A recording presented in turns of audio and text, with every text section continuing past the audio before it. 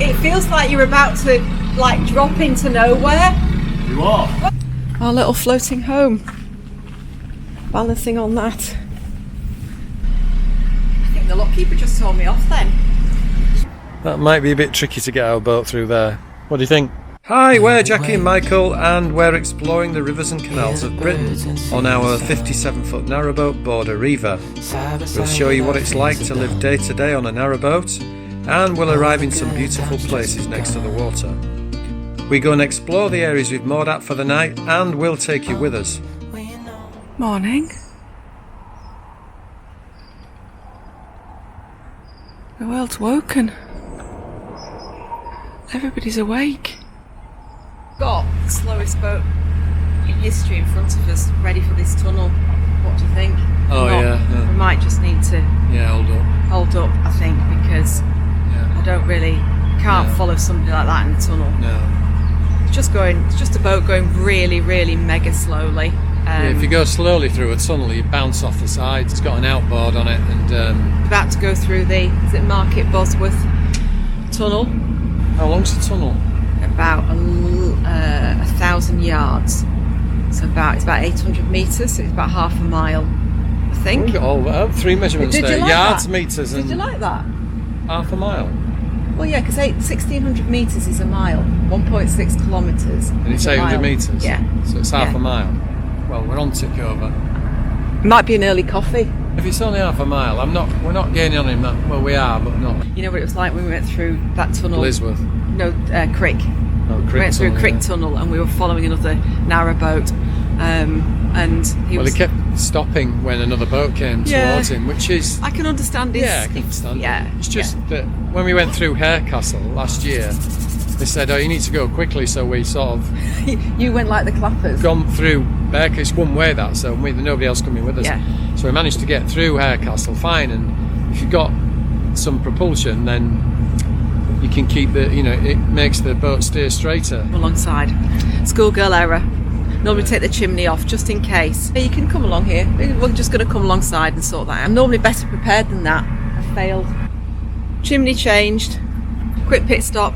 It's not the Market Bosworth tunnel, it's the husband's Bosworth tunnel. I thought I'd better correct that. Gave the boat in front of us a bit more time to get away. Yeah. We're still on tick over though. Is it two-way this? Yeah. Got about 100 metres to go, and there's another boat coming towards the tunnel, but we figure we're going to be out before it is. It's very cold in here. This is the coldest tunnel we've done, definitely. Michael's even got his gloves on. I haven't, and my hands are freezing. They're like icicles. Nearly there. Yay! Are you as cold as I feel? That was really, really cold.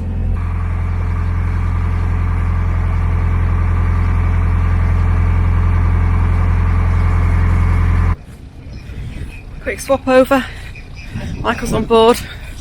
Having a quick walk before coffee. Leah's on board, honest. Where he's gone. I didn't look like you were steering the ship properly. I was always in control. You'll note I've donned my natty hat. I got very cold in the tunnel. Hopefully I'll warm up. So that's why we're sharing doing walks, because it's cold.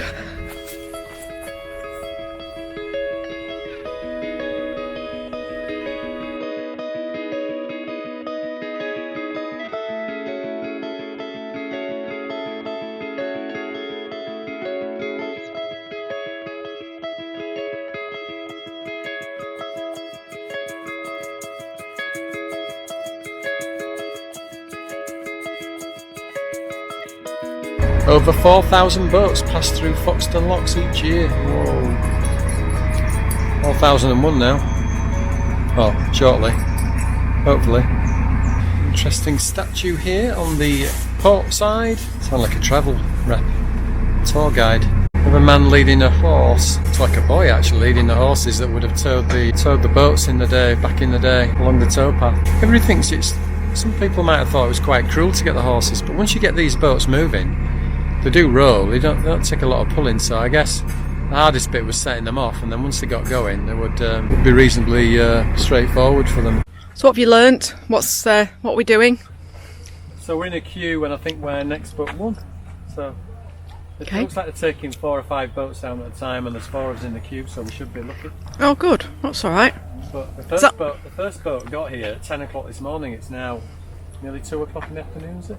Yeah, no, about 1:30. Right. Does that mean I can have an ice cream before I go down? No, they've sold out. I bet they haven't. The last Magnum's gone. I think they'll have a Magnum double caramel with my name on it. Not after your crayfish sandwich, lunch. Yeah, that was very nice. Yeah, we did crayfish with some mayonnaise and a little bit of paprika. Excellent. It was nice, wasn't it? Yeah, it was really, really, really tasty.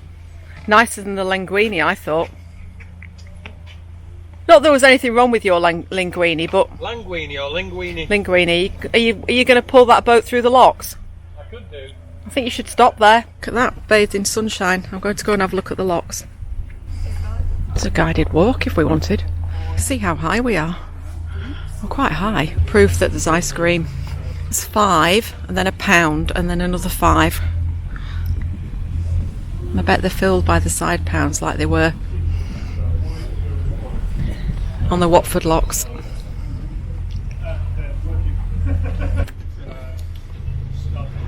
Look.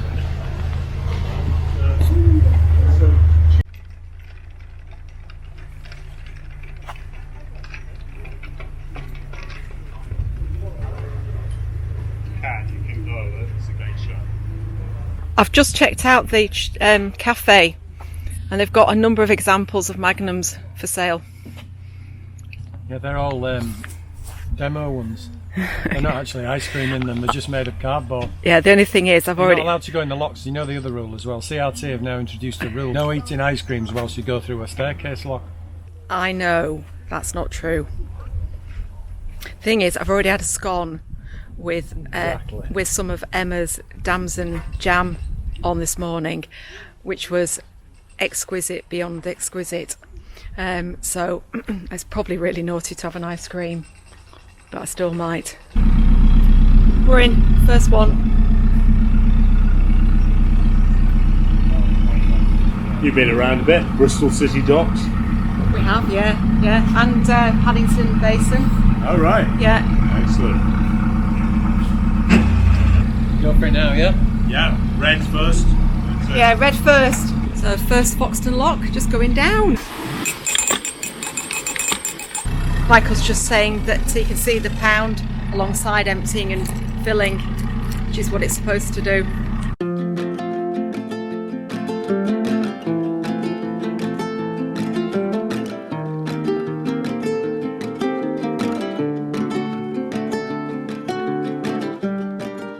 Then once we've gone down in this lock, the gates will open at the front, and I'll just drive straight into the next lock and sit there, and then they'll close the gates behind me, or close the doors behind me, and operate the paddles, and I'll go down in the next lock. So there's no pounds between these locks in the first 5 locks because it's a staircase.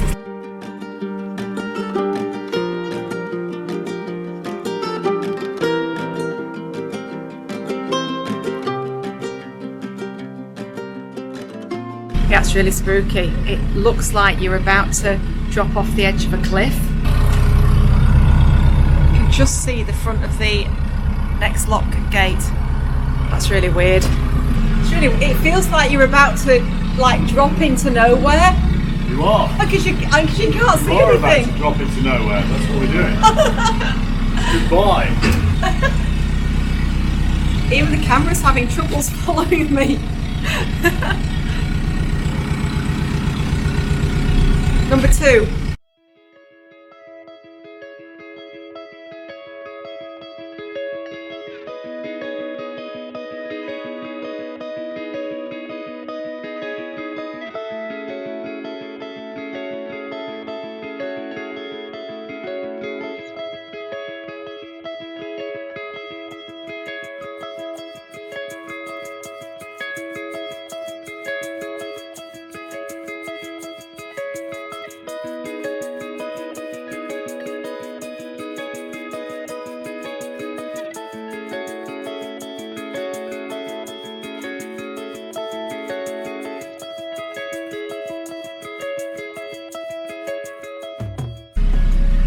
The lockkeeper just saw me off then. Michael went to do the white paddle and it should be red before white and you'll be alright. And I said, oh no, is that the right one? And he said, the lockkeeper said, stop passing around, stop passing your husband around. Oh dear. That's me putting my place firmly.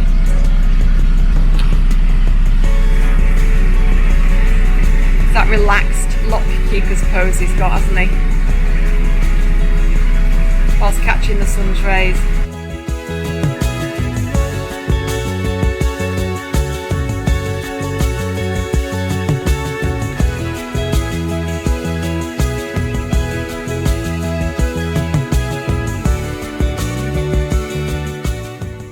That's the side pounding operation, so the water's now coming from the lock that Michael's sat in the chamber and into the side pound. Off he goes into the bowels of the chamber. Down. That way's to Market Harborough, down there. What time's the bus? It's 10:15. Is it? That's what time you told me. We're setting off far too early. No, we're not. No, I don't like being late. What happens if it's early? Well, if it's early, it'll have to be very early because we're going to be there early anyway. Well, the speed you walk. We always have this walking dilemma. Michael walks half the speed I do. I will say, he has speeded up over the years. He's got no choice if he wants to follow me, he wants to keep up with me.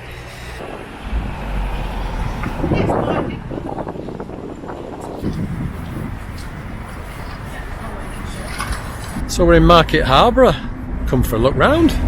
It's a really nice place. Look at that silhouette there, the soldier. It's good, isn't it? Yeah.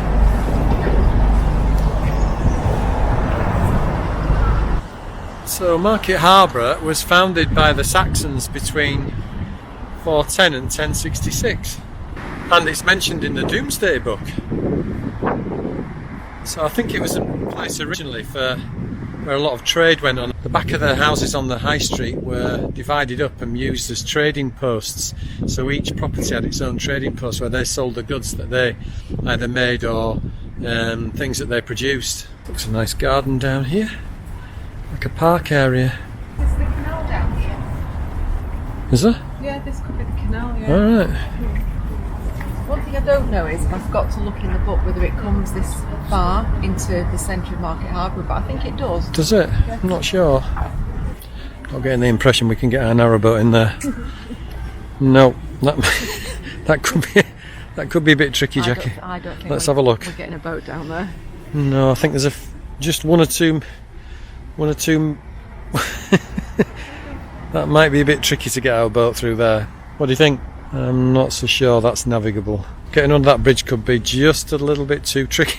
This is an interesting building. So this was the old grammar school originally.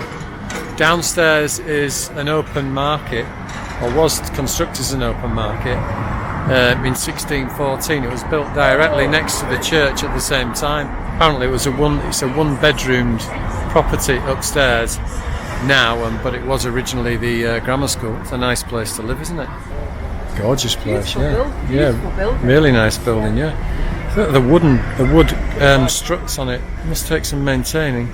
Most of Market Harborough was Georgian, apparently. You can see some evidence of some of the three-storey buildings, like here.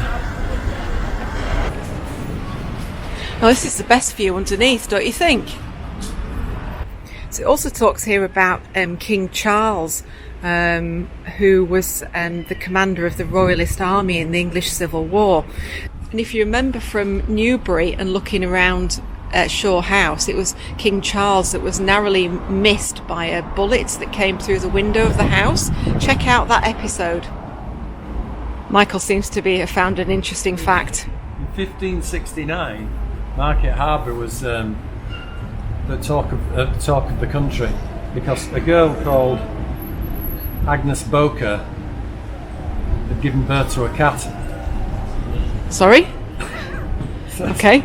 Wikipedia says that wasn't what I thought you were going to say. The town was briefly in the news as to the Privy Council debated whether local girl Agnes Boker had given birth to a cat. Meow. I wonder what she called it. Oh no! Do not go there. Drop us a comment below what Agnes called her cat. Any ideas? Oh yeah, Market Harborough is also famous for being the centre of fox hunting in the 19th century. There's some quite nice shops around here. Pity I'm not on my own. I could go for a girly shop. I know Michael will say that's not what we came to Market Harborough for, but there's quite a few of these buildings with these green tiles on the bottom. They're nice, and they're Georgian, aren't they? Because they're 3-storey. So in 1850... Oh, hang on. In 1850, a man called William Symington, a grocer in the town, established a factory to make pea flour. His brother James developed a haberdashery. And in 1876, his sons acquired the old carpet factory to make corsets. Oh. Which they expanded to 3 additional floors in 1881. I do like an expanding corset.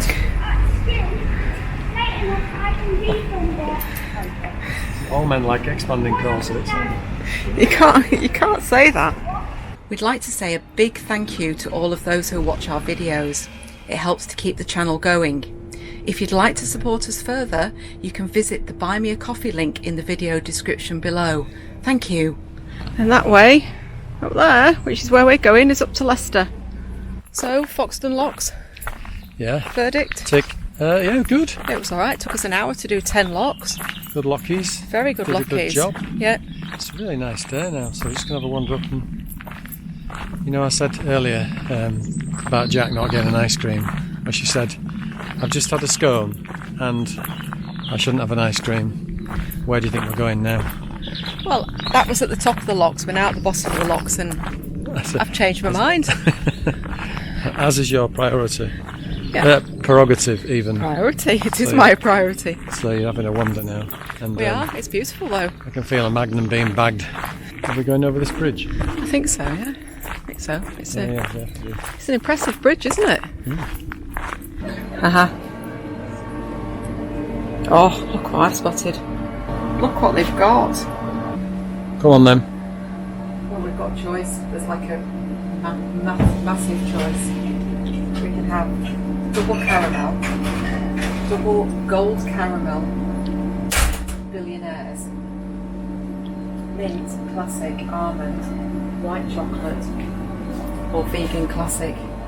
Are you having your own? No, I don't want one, thank you. I've got some discipline. Right. I've had a scone today, so I'm going to resist. Oh, the mint one looks nice though. No, I'm not having mint. Why? Nope. Go for an almond. No. There's an almond one No, there, but you like almond. What's that? It's not just... Oh, that's sickly. Yeah, perfect. No, I've got almond. Almond would be nice. No. The mint one, we've not had a mint We're one. arguing over which Magnum. I'm going for this. If you want mint, you get your own. That might be a problem on our boat. Who gets to wear that? Not me, I suspect. This is becoming a habit. Do you need counselling to be counselled away from Magnums? I need counselling for a number of things. This is probably one of them. Don't walk back into the locks. Where are you going? Stand still. Give me some. Give me some. Don't drop it. Right. You take a massive bite. How's that?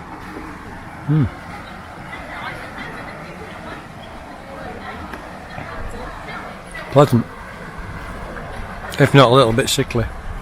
So apparently there were 2 methods of getting the boats up to the top and down to the bottom of the locks, and this was the second one, the inclined plane. So boats would enter that pound at the bottom from the cut and then be pulled, I guess mechanically, up the incline here to the top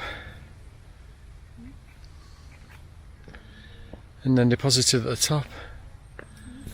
But that obviously didn't work. That was built after the locks. This was built in 1900, the inclined plane, and the locks were built sometime before that.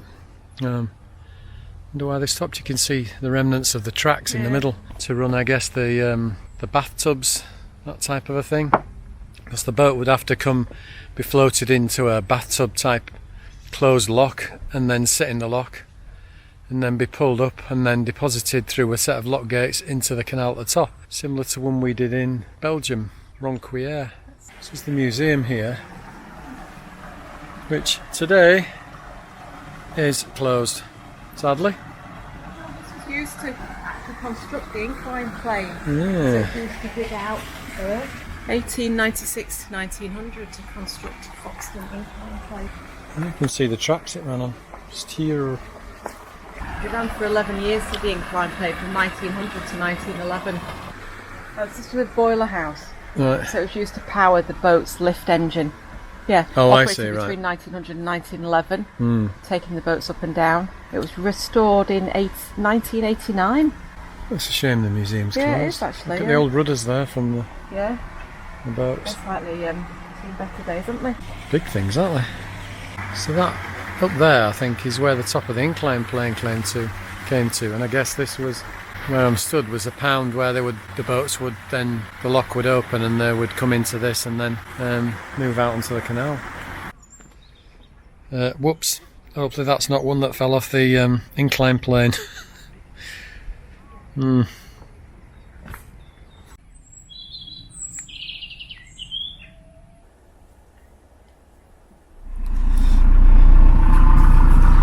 It's raining. And it's cold. And it is cold. Oh yeah, it's miserly drizzle. Oh good. But look, 18 miles to Leicester. Our little spot. Ready, Captain? Ready, Captain. Excellent. Good. Right. Let me get my ropes and we're off. Not got far to go today. Oh, so a little short cruise this morning, and we're just off into marina so we can get the boat blacked and have a couple of other little jobs done. Just skinny bit and there's a boat coming. And yeah, we want to have a look at one or two other things and get the boat blacked, or black it ourselves. So yeah, just on a little trip down to a marina now and lots fill up with fuel again. So everybody's got the wet weather gear on.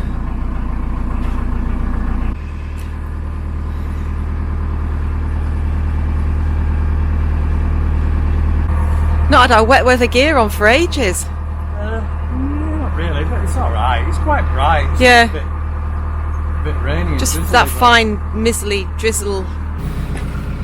So we've just had the trickiest manoeuvre ever to get in. We came that way and we've had to come in here, go all the way around there to go in there, but they wanted us to pull in forwards, and originally Michael was trying to reverse in, so then we had to come back out again, back onto the cut, reversing, and then going forwards. Really tricky spot. Anyway, just filling up with fuel. Big hoist there. We're going to be going in that and then taking out onto the hard, our little floating home, balancing on that. It's scary to think your little tiny little floating home is going to be balancing on those straps and then going out, and then a bit like the one behind me, lifted out and taken onto the hard standing, coming out of the water. We're going to have to wait for a bit better day for blacking. 3 or 4 days of dry weather, I think, so we'll see when that comes. Does it look weird when they're out of the water and then they get pulled by the trailer? Oh, it looks very precarious, doesn't it? It's got a chock behind the wheel. It's nearly coffee time as well. Boat, car, reunited. Not seen this babe for 2.5 months. How nice to have our little car with us. It's fab. I've eventually got my beanie hat off as it stopped drizzling, stopped miserly drizzling. Just off to do some shopping in the car. Exciting treat. Yeah, I'm going to make some scones. Ooh! What, are you doing something delicious? I am. I'm going to make some scones. This is my healthy scone or scone, depending on what part of the country you're from, recipe. And I make it healthy because I don't use all of the sugar. Recipe calls for 75 grams of sultanas or raisins. What it calls for. You're popular. And I then am going to add another 2 lots of raisins, but I'm going to show you with what it calls for, and then we're going to add more so you can see how fruity it's going to be. We don't have any salt on board, so I had to raid Pret-a-Manger for it. So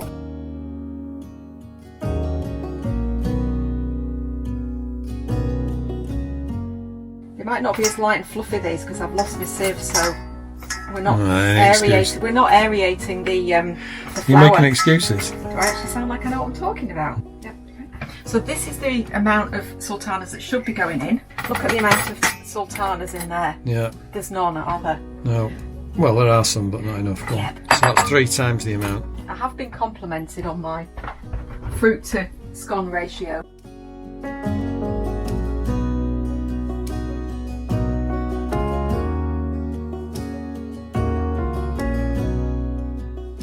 You can have them mini wine glass size.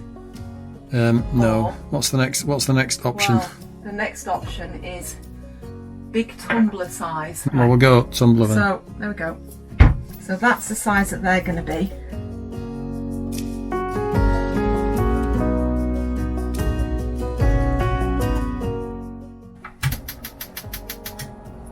How long do they get? 12 minutes. Is it time? It's time. The test. Cocktail stick. They're ready. Beauty. I'm pleased with them. I can't wait to have one of those. So that's breakfast, lunch, dinner, Yeah. supper, Supper. and maybe a little mid-morning snack as well. Just going for a little evening stroll. Leicestershire countryside. That looks like a rain cloud over there. Wish it said it was going to rain later. Oh, look at that beautiful view. Hello. Somebody's watching me, watching them. Cute little calf. I've got the blacking, so back we go. Right, I'm going for it. So I've got a bit of a problem. We've been putting the blacking on with it. This is the second coat, and it's as we're going on with the second coat, in parts, it's coming off. So a coffee break under somebody else's boat. Have you asked permission? Is it going well? No, it's not going well. When we wake. Thanks for watching. We hope you enjoyed the video, and please don't forget to subscribe. It really helps us. All the good times just begun.